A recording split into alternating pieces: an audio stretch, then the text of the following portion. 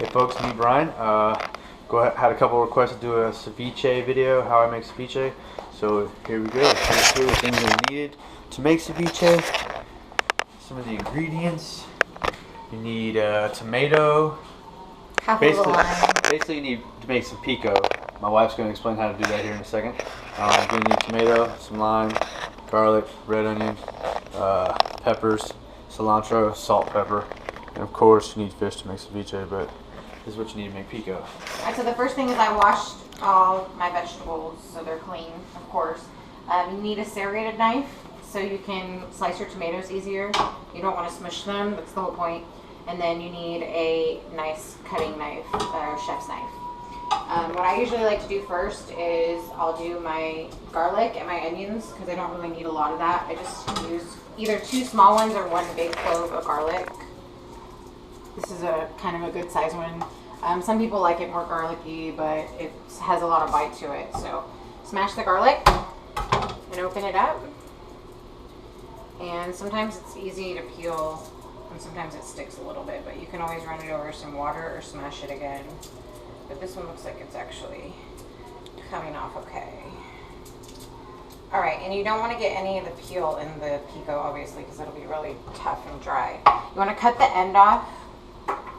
And then what I like to do is just do small dices. Watch your fingers. And then once you get it kind of rounded, you just want to get it as small as possible. You don't want big chunks in it. Yes, I don't know. I don't know exactly what they see. I know, right?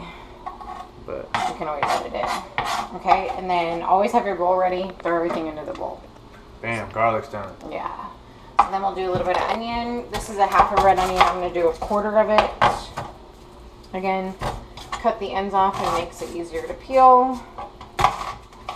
Make sure your knife's sharp too. That always helps. Take the 2 dead ends off because you don't want any of that. I usually take the one that's even inside of that. See, so that way you have nice, young, fresh onion. You don't want any of the dry stuff. And then again, just do a dice. I usually do the moons first, and then I'll flip it and do, that looks like it's gonna be enough.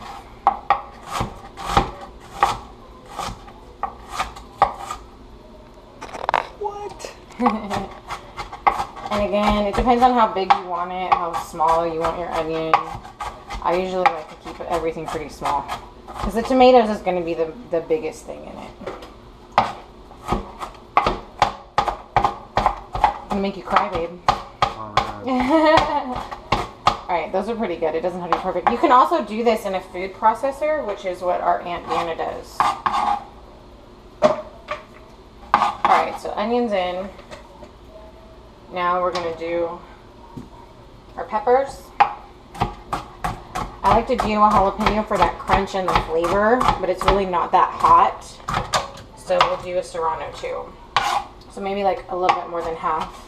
Ah, my eyes are watering from the onion. I love pico so much I cry about it. Oh my goodness. And my husband likes spicy food too, so. Ooh-wee, man. I usually do about, this is like about 2 tablespoons of jalapeno. Goes into the bowl. Yep, and then we're going to do the serranos, which are a lot spicier. Little kick to the party, you know what I'm saying? Add some of that spiciness. We'll do 2 whole ones, and then we'll taste it in the end. If we want it a little bit hotter, we can put more in. But you can't take heat out, so you got to try to control it at first. Alright, those go in. Now we're going to start on our tomato. Oh, another thing while making pico, you need get yourself a beer. Yeah, that's always important. Alright, now what we can do right now before we do the tomatoes is just take half a lime, put that in. The fork helps you get all the juice out of it, so you can get a nice amount of juice. Squeeze that in, and then we're also going to do a little bit of salt and pepper, because salt and pepper, really the salt actually, helps the onions and the garlic sweat. So about half a tablespoon of salt, a little bit of pepper. I like to do fresh cracked pepper, and then you can also do a little bit of the regular pure ground pepper. So that way you don't get a wrist cramp, and you can still get a lot of that flavor. Peppers. So kind of just zhoosh this around, and you see it's already looking really pretty with the purple and the green of the peppers. Alright, now we're going to do some tomato. Again, these are pre-washed, so make sure to wash all your vegetables, especially tomatoes. What I like to do is I'll slice off the end. You can see, you can kind of get the end off and it lays flat. And then you kind of just use the middle point as a guide. So I'll quarter them. And this is a really nice tomato, you can smell it. Take the end off. And anything that's trash, of course, throw away. You can use the ends if you want, but I'm going to see how much tomato we get just out of everything. And then we're going to quarter them again and just start kind of piecing them out. It doesn't have to be perfect. It's salsa. That's the best thing about it. Make them into uniform small pieces so they kind of fit on the chip. So they're a little bit bigger than the fish. Sometimes people like it. We like it usually around all the same size. So that way you get like a perfect bite of tomato, fish, onion, everything that you want. So, and again, this is all to spectrum. Tomatoes go in. And through the magic of TV, when I come back, these are all going to be done and chopped. Sweet. Yeah. Tomatoes. Alright guys, while my wife Heather makes or chops up the tomatoes, I'm going to go ahead and cut the fish for us. Prep the fish. Go ahead and just take the fillets out and place them right here on the cutting board. Go and pour the water in. Alright, nice fillets of meat right here. So what I want to do is I want to make nice little cubes. This is a nice little piece right there. You can vary your piece size the way you want it. You hear Aubrey in the background watching a movie. Slice these into little cubes, you know, depending on what size you want. You can have big chunks, little chunks. These are nice fillets, so I'm going to go ahead and make them nice little chunks. I usually make ceviche out of flounder, but you can do it as trout, snapper, all kinds of stuff, grouper, all kinds of fish. But I like mine nice little pieces, little cubes. Meat cube.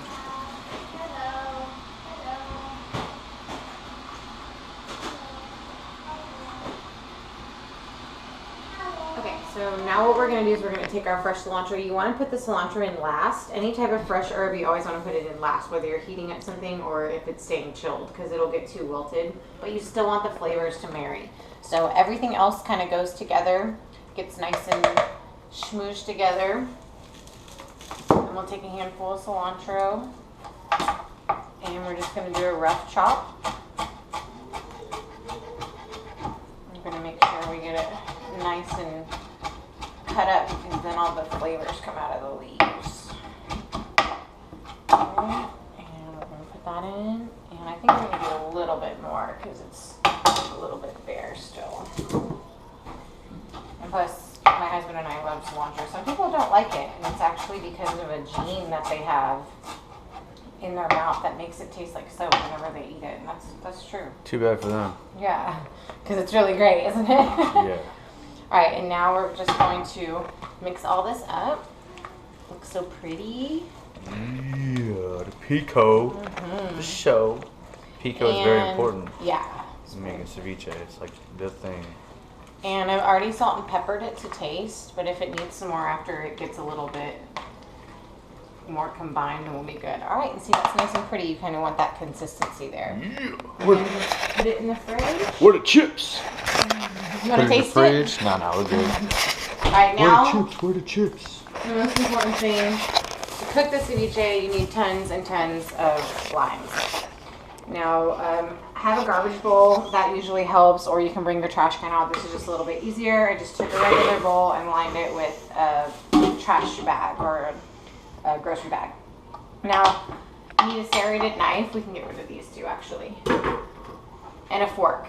And what you can do is you can either do it directly over the fish or you can do it in something separate, which I usually, these don't have a lot of seeds, so you can do it directly over the fish. And these are already rinsed. And you're kind of going to just take your lime, take your fork, and you're going to zhuzh the juice all over it. And a little bit of the pulp's okay, you don't want to get too much. But we're pretty much going to have to do all these limes because you want the fish to be almost submerged. It doesn't have to be fully, but that's the best thing. So I'm just going to keep doing this until basically your fingers, you can't feel them anymore and they're all wrinkled up like an old lady, because that's what's going to happen. Or you can wear gloves, but I just don't like wearing the gloves, so I'll put myself through it. And then you can salt and pepper the fish a little bit if you want to. But this needs to sit for about 15 minutes. We'll show you what it looks like after all the juice gets into the fish. See you later. That's my daughter in the background going crazy. Limes. All the limes. But this is how you just want the fish to be kind of sitting in its own juice. It doesn't have to be tons and tons of lime juice, but you want it to be. And you can already see the acid in the lime is cooking the fish. That's why it's getting a little bit opaque and it's not pink anymore. It's turning that pretty white color. That's what you want, folks. Yeah. And we will put this in the refrigerator and let it cook.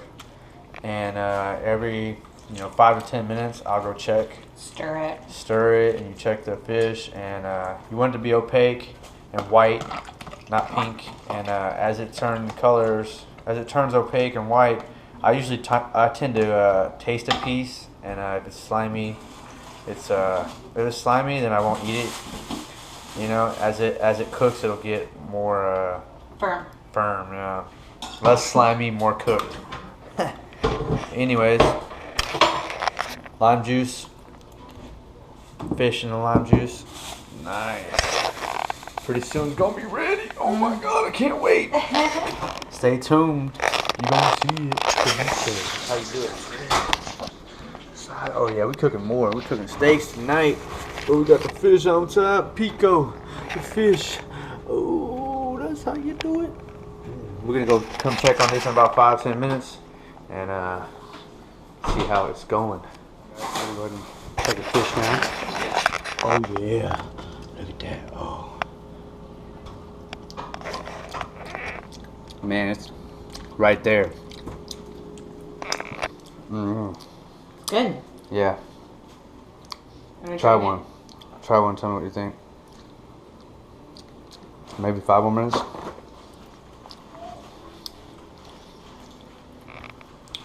It's like right there. It's right there, huh? That's good. Yes, it's ready, baby. It's about to go down. So this is what we're gonna do next, folks. Drain it. Drain it. Improvise, folks. What you gotta do sometimes. Drain the juice, not all of it though, huh? You wanna keep some in it. Got the fish. Great.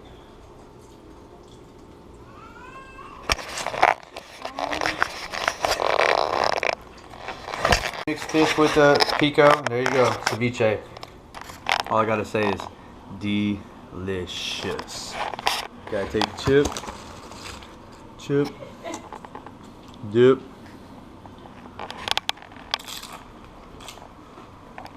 You want a beer, baby?